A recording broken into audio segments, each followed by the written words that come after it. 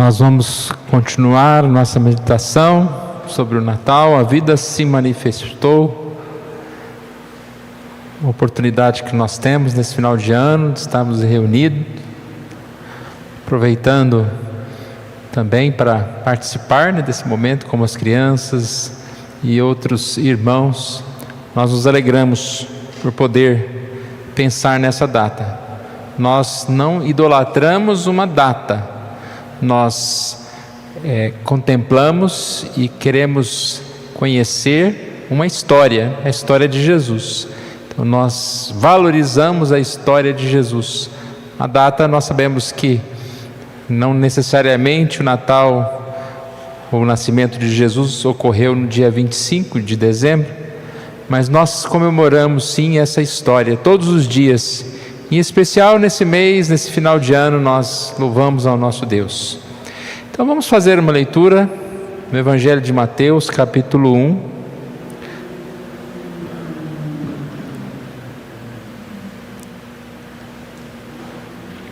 Vou ler os versos de 18 a 25. Evangelho de Mateus, capítulo 1, versos 18 a 25. Os irmãos acompanhem em suas Bíblias. Ora, o nascimento de Jesus Cristo foi assim: estando Maria, sua mãe, desposada com José, sem que tivessem antes coabitado, achou-se grávida pelo Espírito Santo. Mas José, seu esposo, sendo justo e não querendo infamar, resolveu deixá-la secretamente. Enquanto ponderava nestas coisas, eis que lhe apareceu em sonho um anjo do Senhor, dizendo: José, filho de Davi, não temas receber Maria, tua mulher, porque o que nela foi gerado é do Espírito Santo. Ela dará à luz um filho e lhe porás o nome de Jesus, porque ele salvará o seu povo dos pecados deles. Ora, tudo isso aconteceu para que se cumprisse o que fora dito pelo Senhor por intermédio do profeta: eis que a virgem conceberá e dará à luz um filho, e ele será chamado pelo nome de Emanuel, que quer dizer Deus conosco. Despertado José do sono, fez como lhe ordenara o anjo do Senhor e recebeu sua mulher. Contudo, não a conheceu, enquanto ela não deu à luz um filho, a quem pôs o nome de Jesus. Na semana passada nós falamos a respeito do anúncio do anjo a Maria. E na sequência, hoje nós vamos ver um pouquinho como foi que José tomou conhecimento desta história. Nós vemos que acontece de uma forma um pouco diferente. Mas antes de nós estudarmos o texto propriamente dito aqui, de 18 a 25, queremos ressaltar que o Evangelho de Mateus, ele começa aqui com o título A Genealogia de Jesus.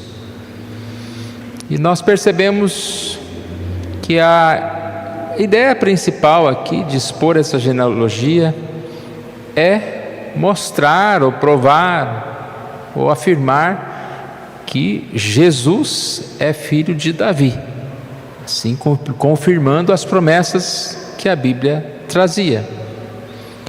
E nós vemos aqui nessa genealogia nomes de várias pessoas, e algumas mulheres são citadas. Podemos dizer que essa genealogia ela é um pouco complicada, porque entre os nomes, além de ter nome de mulheres que são citadas aqui, não são muito, digamos assim, das mais indicadas. Quando você quer falar a respeito de alguém, citar nomes, geralmente você escolhe aqueles mais conhecidos, mais importantes. E aqui traz o nome de Tamar no verso 3, depois Raabe no verso 5, ainda no verso 5 Ruth, Depois, Betseba, que é a mulher de Urias, no verso 6. Tamar dormiu com o próprio sogro e engravidou. Raabe era uma prostituta, podemos dizer que ela era dona de um bordel. Ruth, uma refugiada moabita, também distante das promessas do Senhor. E Betseba, ela podemos dizer que teve a sua reputação manchada pelo adultério, embora Davi que a convidou, mas ela não aparece nenhuma citação de alguma resistência.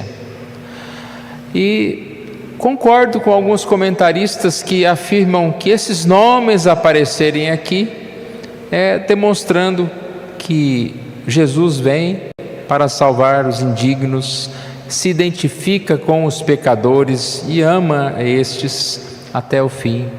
E ele é assim, como nós estamos entre os que são parte do povo de Deus, nós não somos perfeitos, entre nós somos pecadores, e assim o Senhor salva os pecadores.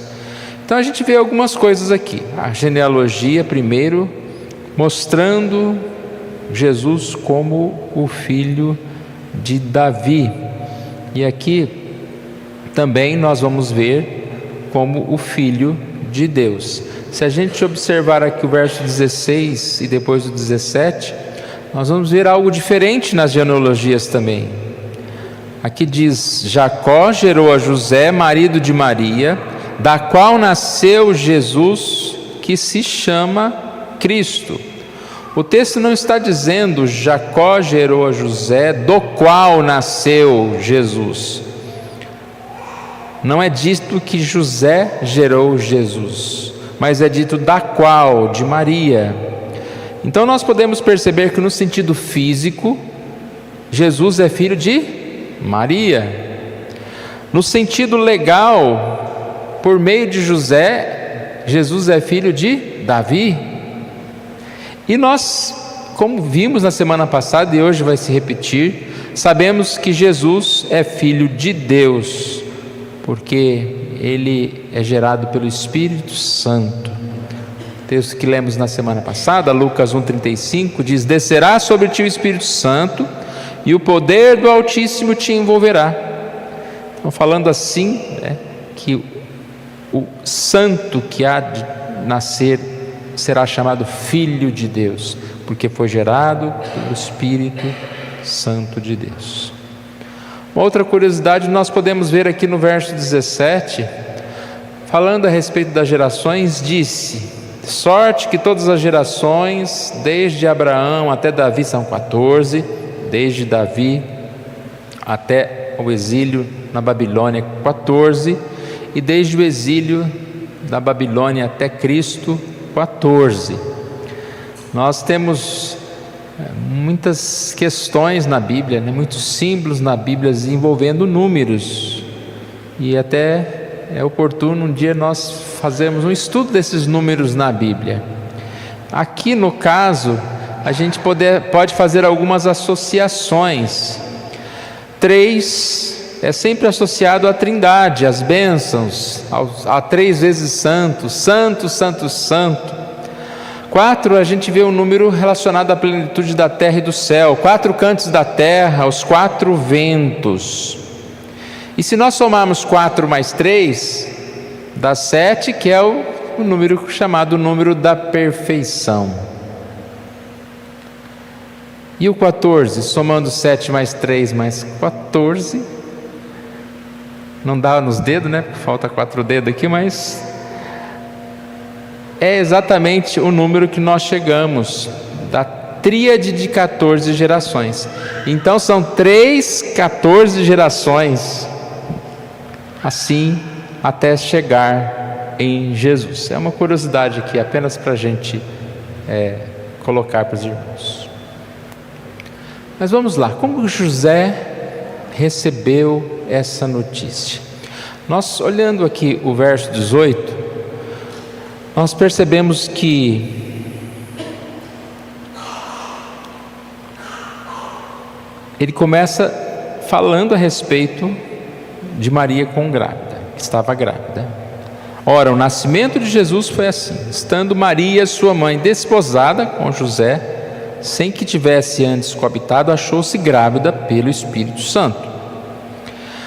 A ideia aqui de desposada é que ela era comprometida, vamos dizer que ela já era mulher dele. Quando no verso Mateus 1:20 fala, não temas receber tua mulher, é exatamente falando a respeito da cultura daquela época. Esta noiva já era a mulher, não haveria mais como, digamos assim, né, voltar atrás, era algo que já estava preparado, mas ela ainda não estava vivendo com José. O texto diz, sem que tivessem antes coabitado. Para deixar bem claro aqui, depois de falar dessa genealogia dos nomes, falando a respeito da tribo de Davi, agora se vai se mostrar bem claro que Jesus é filho de Deus. Achou-se grávida pelo Espírito Santo. E aí a gente percebe, Maria já sabia, porque o Espírito Santo, o anjo, tinha falado com ela, mas José não sabia disso. E aí a gente percebe a reação de José no verso 19. Mas José, seu esposo, sendo justo e não a querendo infamar, resolveu deixá-la secretamente. José não sabia o que aconteceu, como Maria ficou grávida, como ele iria pensar, o que ele iria pensar. É claro que ele ia pensar que ela foi infiel. Mas ele, como diz aqui a reação de José, ele não brigou com Maria, ele não falou nada, ele não quis saber quem era o pai da criança. A gente percebe que José amava muito a Maria, e ele não quis ignorar os princípios da lei, ou seja, ele tinha os votos do matrimônio, e se ele seguisse a lei como diz, ele poderia prejudicar Maria, no sentido de que havia, naquela época, no costume, ele poderia abrir uma demanda judicial contra Maria, entregar-lhe carta de divórcio, e dizem até que ela poderia ser apedrejada ou no mínimo envergonhada publicamente pelo fato. O que José fez? Resolveu deixá-la secretamente. Aqui, essa palavra secretamente é no sentido de sem fazer barulho, né? Sem difamá-la. Mas ainda não tomou a decisão, ainda não agiu. Repare que aparentemente numa situação difícil, José, ao invés de perder o sono, ele falou, vou dormir. E o texto diz, enquanto ponderava nestas coisas,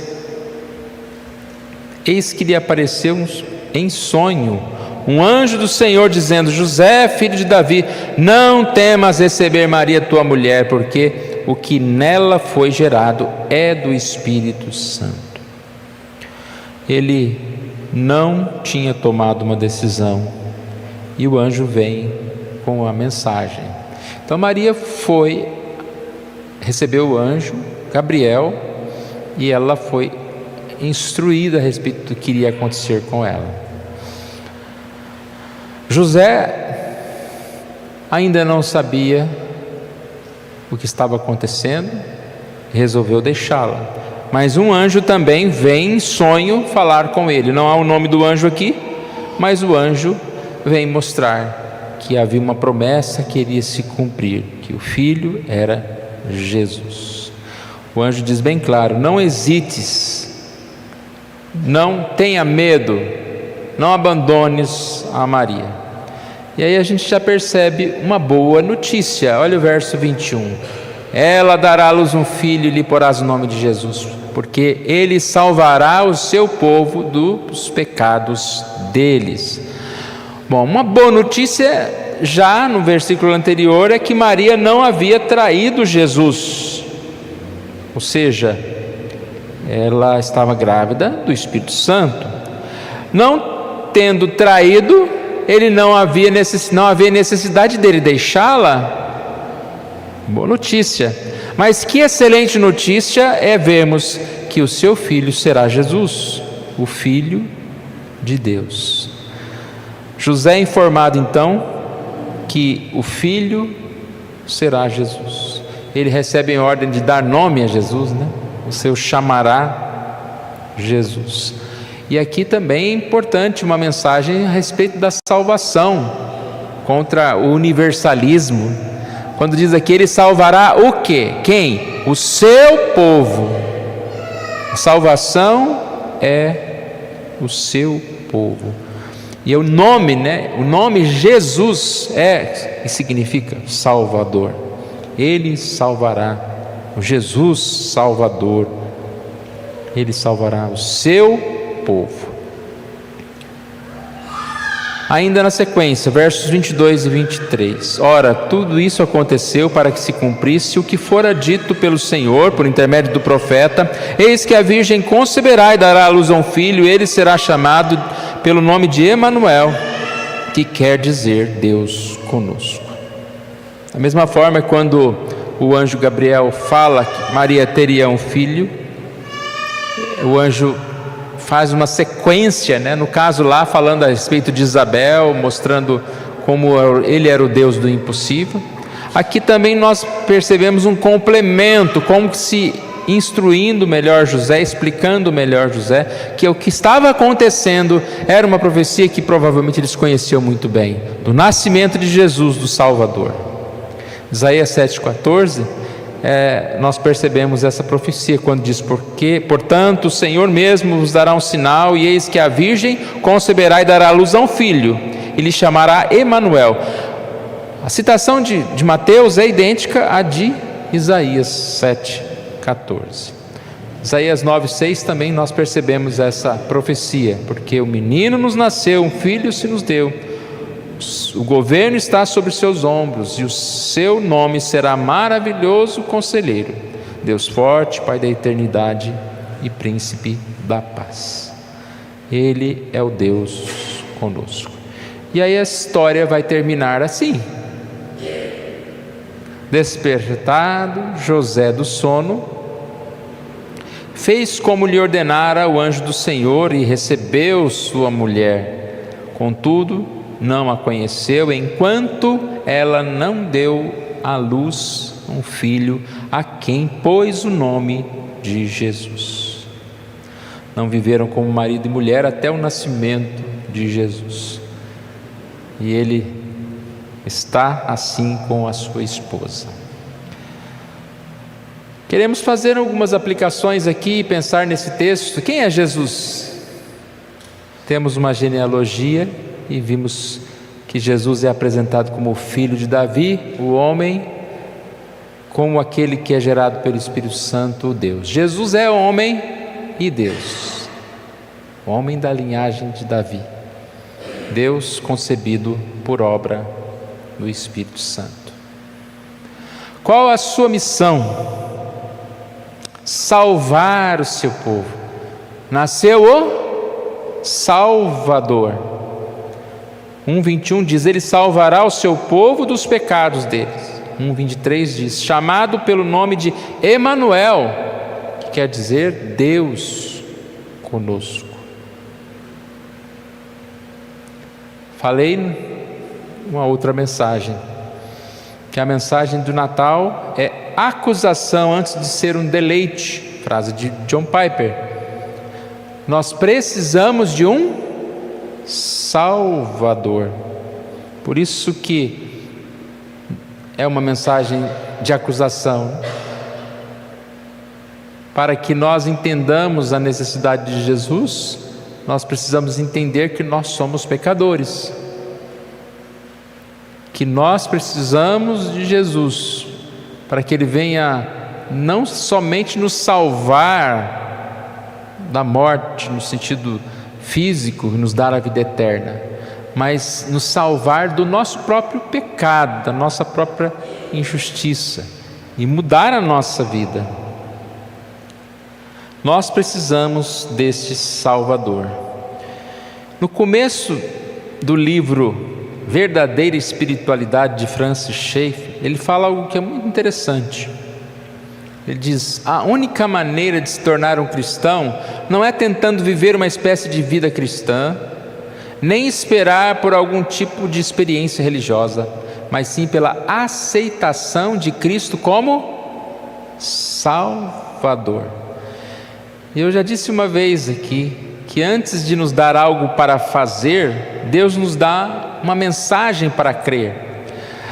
Interessante, quando você vai se comprometer com qualquer pessoa, ou você vai aceitar um emprego, ou você vai se envolver com alguma coisa, a primeira coisa que você recebe são tarefas. Você precisa fazer para receber. E a salvação, ela é um presente tão maravilhoso que a oferta é: crer no Senhor Jesus e será salvo. Não mandou fazer nada por enquanto. Você crê no Senhor Jesus, é a mesma coisa de dizer: você confessa que você é um pecador, que é um necessitado de Jesus, e nós temos a salvação. Então nós nos tornamos cristãos, não é tentando mudar as coisas, é confessando Cristo como Salvador. E naturalmente a nova vida implantada no nosso coração não permitirá que nós estejamos vivendo mais para o pecado, mas Ele nos direcionará para a palavra, para aquilo que é a verdade. Jesus é o nosso Salvador, é o Deus conosco. Essa frase é Emmanuel, né? É uma frase muito forte. É o Deus conosco, que nos guia, que nos instrui, que é o Consolador, que é o Deus de amor, que cuida de todas as coisas. Aprendemos também, podemos dizer, o exemplo de José. Primeiro, ele não agiu precipitadamente. Falamos, né? Não brigou, não foi tirar satisfação, mas meditou, dormiu, resolveu deixá-la, mas ainda estava aberto para mudar de opinião. A gente faz muitas vezes ao contrário, né? Resolve coisas positivas e depois as abandona. Por exemplo, resolvi emagrecer, resolvi economizar, mas vi um docinho e comi, ou vi uma blusa nova e comprei, mas resolveu ou não resolveu? Então a palavra resolvi ainda não quer dizer muito. Eu lembrei até daquela história dos sapinhos, né? Que 3 sapinhos estavam na ponta da lagoa lá e resolveram pular na lagoa. Quantos sapinhos ficaram lá na ponta lá? Aí a resposta é: você resolveram pular? Ficou nenhum, né? Não, ficaram 3, porque eles só resolveram, não pularam. Resolver e desresolver foi o que aconteceu com José aqui. É um texto que diz: a arte de desresolver, lá da revista Ultimato antiga, e fala sobre isso. Muitas coisas passam pela nossa cabeça e nós, de certa forma, pensamos em tomar uma decisão. José estava disposto a deixar Maria. A gente disse que ele era muito amoroso, que ele não ia fazer estardalhaço, deixar secretamente, mas também estava errado. Não era nem com barulho nem sem barulho, ele não deveria deixá-la. E aqui a gente aprende com o exemplo de José, de não agir precipitadamente. O tempo, a meditação, a análise, isso tudo vai fazer diferença. Pode nos fazer olhar com uma nova perspectiva muitas coisas. Ainda dentro do exemplo de José, ele demonstrou grande amor por Maria. Amor que perdoa as ofensas, um amor que não se vinga, um amor que está disposto a mudar de ideia, um amor que provém de fé, um amor que age conforme a vontade de Deus. E a gente fica pensando, o que é amor? E aí a gente pode tirar uma conclusão aqui. Qual o tamanho do amor? O tamanho do amor pode ser medido pelo tamanho da nossa paciência, da nossa tolerância. Eu amo, muito fulano. Ah, mas ele olhou feio para mim, não amo mais, né? Repare que quando nós amamos, nos decidimos amar, nós passamos por situações difíceis, mas não abandonamos a pessoa amada. E é isso que a gente vê em José. A paciência que o tempo pôde revelar o significado das coisas. A paciência que, com uma profunda análise, ele pôde perceber que ele estava errado, ele estava julgando errado. E no caso de José aqui, como que ele iria imaginar uma situação dessa, né? A mulher está grávida do Espírito Santo. Em muitas situações que nós passamos, que já nós olhamos e já diagnosticamos e já damos o resultado. Mas tenha paciência, espere, olhe melhor. Nós erramos muito. Achamos que só os outros erram? Pondere mais. E o exemplo da obediência, nós não podemos deixar de falar aqui. Tanto Maria como José foram obedientes. Quando Maria recebe a notícia do anjo, ela diz: eis-me aqui, né? Eis-me aqui, Senhor, envia-me a mim. Eis-me aqui, tua serva está aqui. Maria não disse: ah, por favor, escolhe outro. José ouve a frase: não temas a mulher que tens de receber. Ele não disse: ah, eu que não vou passar por essa humilhação, uma mulher grávida. Por que você não me avisou antes, né, Senhor? Ô anjo, porque foi falar com Maria primeiro? Tinha que falar comigo, hein? Não, ele simplesmente a tomou de volta. A gente vive em tempos de muita desobediência, muita falta de tomarmos decisões relacionadas à obediência. E é um problema muito sério, porque quando nós não sabemos obedecer, talvez um patrão, um amigo, uma pessoa, nós também levamos isso para o nosso relacionamento para com Deus. Obedecer é não colocar a nossa vontade na frente da vontade de Deus. Isso é obediência. Nós precisamos obedecer ao Senhor. Natal, a vida se manifestou, Jesus. E o desejo é que nós estejamos meditando nestas palavras de Jesus. Meditando como está a minha vida. Eu não preciso de um Salvador apenas uma vez. Todos os dias eu preciso de Jesus. O quanto eu estou me voltando a Jesus, confessando os meus pecados, abandonando o que é errado. Que Jesus venha nascer no nosso coração para nos instruir, para nos dar essa certeza daquilo que nós precisamos fazer. Vamos colocar em pé, irmãos. Nós vamos orar ao nosso Deus. Quero convidar a equipe de louvor para estar vindo à frente. Pai querido, nós agradecemos a Ti por essa oportunidade que o Senhor nos dá, Deus, de podermos mais uma vez ouvir a mensagem tão especial que a Tua palavra nos traz a respeito de Jesus. O nascimento, ó Pai, tão esperado na história, ele aconteceu e envolveu Maria e José, ó Deus, pessoas piedosas, tementes ao Senhor, que são exemplos para nós, mais uma vez nesse dia. Também te pedimos, ó Pai, que nós possamos sempre olhar para Jesus como este Salvador, como este Senhor das nossas vidas, e que nós tenhamos essa paz que o nascimento de Jesus traz, que essas boas novas de salvação sejam para nós a direção, a confiança, ó Deus, para a nossa vida, para o nosso coração, e que nos faça conhecer a Jesus, a amar a Jesus e desejar dia a dia, ó Deus, estar na presença de Jesus. É isso que nós te pedimos, oramos em nome de Jesus. Amém.